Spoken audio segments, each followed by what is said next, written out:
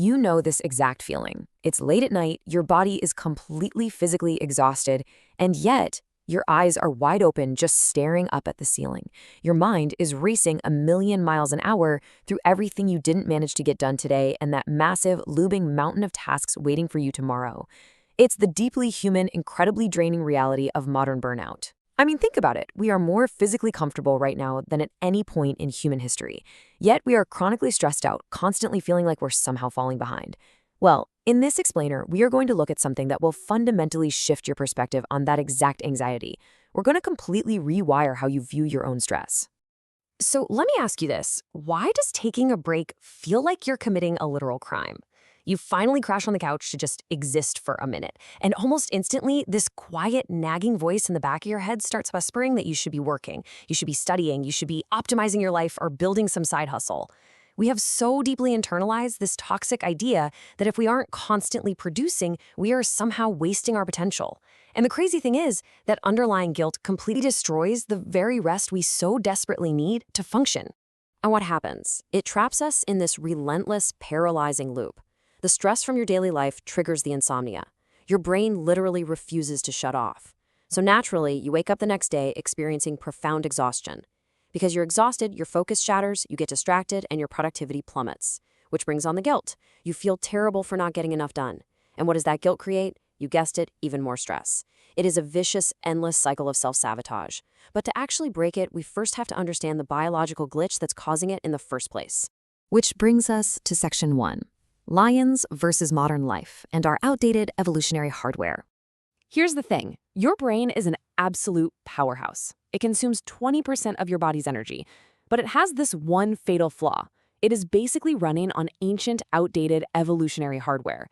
Back in the day, threats were immediate. They were physical. You saw a lion, your fight or flight response kicked in, and you ran for your life.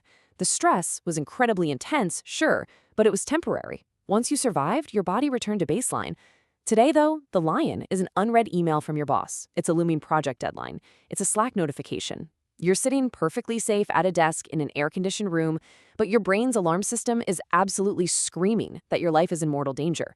It's a chronic, inescapable panic. And because your brain literally cannot tell the difference between a hungry predator and a messy spreadsheet, it floods your body with the exact same chemical response. This chronic, modern stress completely hijacks your crucial neurotransmitters, and it leads to this massive cascade of physical collateral damage. It wrecks your digestion. It suppresses your immune system so you're always getting sick. It shatters your focus, ruins your sleep cycle, and leaves you with this weird, unexplained muscle pain. Your body's practically eating itself from the inside out, simply because the alarm system is stuck in the on position. Let's move into Section 2, the weight of expectations and self-imposed timelines. Okay, so if we're completely physically safe in our rooms, what exactly is constantly pulling this fire alarm in our minds? Well, it starts with these suffocating, entirely made-up timelines we create for ourselves. Modern hustle culture and social media have basically brainwashed an entire generation into believing that if you haven't achieved extraordinary wealth, a luxury car, and a literal villa by the time you're 25, you are a complete failure. It's absolutely absurd when you say it out loud, right? Yet, day in and day out, we subconsciously measure our self-worth against these totally impossible metrics. And honestly, we're being squeezed from both sides here. Internally, you're carrying this heavy fear of failure, the fear of just not being enough. But externally, you're bearing the crushing expectations of society, maybe your parents or your peers, demanding that you be the absolute best. But just pause for a second and think about the actual math. You are competing in a hyper-connected world of 8 billion people. The statistical probability of being the absolute best is virtually zero, yet somehow the incredibly heavy burden of that expectation sits directly on your shoulders every single day. So what do we do about this? Let's get into Section 3, the 1998 study, which is an absolute massive plot twist. If stress is physically and mentally destroying us, like we just talked about, then the goal should be to completely eliminate it from our lives, right? Well, to figure that out, researchers tracked 30,000 adults over 8 years to see exactly how stress affected mortality, and what they found will fundamentally change how you view your life. The initial finding was terrifying. People who experienced high levels of stress had a 43% increased risk of dying. Case closed, right? It perfectly confirmed everything we fear. Stress is a silent killer. But, and pay attention because this is probably the most important revelation in this entire explainer. There was a catch. Researchers dug a little deeper into the data and discovered a mind-bending detail hidden right inside that terrifying statistic. That 43% increased risk of death, yeah, it actually didn't apply to everyone. As it turns out, the people who experienced high stress and believed that stress was harmful to their health had the absolute highest risk of dying. But, and here's the crazy part, the group that experienced massive amounts of stress, yet accepted it, viewing it not as an enemy but as a natural bodily response, they had the lowest mortality rate of anyone in the entire study, literally lower than the people who had almost zero stress in their lives. The paradigm shift here is profound. It is not the stress itself that is killing you. It is your belief that the stress is harmful that's actually deadly. This perfectly sets up Section 4, why you actually need stress and how to reframe anxiety. We have got to completely reframe anxiety. For years, the self-help world has told you to seek this perfectly zen, friction-free life.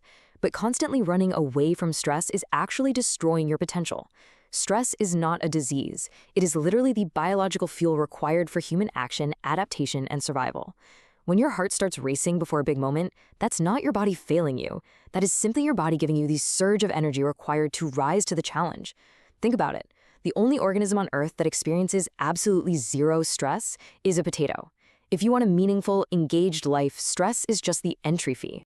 And this brings us to a really radical realization. You need to stop trying to eliminate stress. The goal isn't zero stress, because zero stress just leads to apathy, boredom, and stagnation. On the flip side, unmanaged stress leads to burnout. What you're really looking for is that sweet spot, optimal stress, stress that you actively accept, lean into, and use for growth. The pressure is going to be there no matter what you do. The real secret is transforming your physical response to it, simply by changing the story you tell yourself about it. And that leads us to our final part. Section 5, why asking for help is true strength. Now, I know what you're thinking. Saying just accept the stress is super easy to do on a whiteboard, but doing it when you genuinely feel like you're drowning is incredibly difficult. And you are not meant to process the entire weight of the modern world in total isolation. When things get too heavy, you have to anchor yourself by focusing on what you actually can control. You can't control the global economy. You can't control massive societal expectations, but you can fiercely protect your sleep. You can eat food that actually fuels your brain. You can exercise to burn off that excess adrenaline, and you can ruthlessly distance yourself from toxic environments. You have to build up your baseline biological resilience first. And listen, if you do all of those things and that weight is still completely crushing you, I need you to hear this clearly. Seeking therapy is absolutely not a sign of weakness. We have got to completely destigmatize this. Talking to a professional, calling a hotline, visiting a clinic, it is quite literally no different than going to a doctor to fix a broken arm. It's a brave, proactive step to take your life back. You do not have to fight the glitches of your own mind alone. And a quick aside, if you are a parent, a manager, or a leader watching this, you really need to recognize the immense power you hold over the nervous systems of the people around you. Projecting your own unrealistic expectations onto your team or your kids doesn't magically make them perform better. It just triggers their biological panic response. The best leaders out there don't rule by fear. They create environments where stress is viewed as an optimal, shared challenge to be conquered together. So, we arrive at the ultimate crossroad. The science is undeniable here. The chaotic reality of modern life, it's not going anywhere. The emails will keep rolling in, the expectations will remain, but the only thing that actually makes any of it deadly is your resistance to it.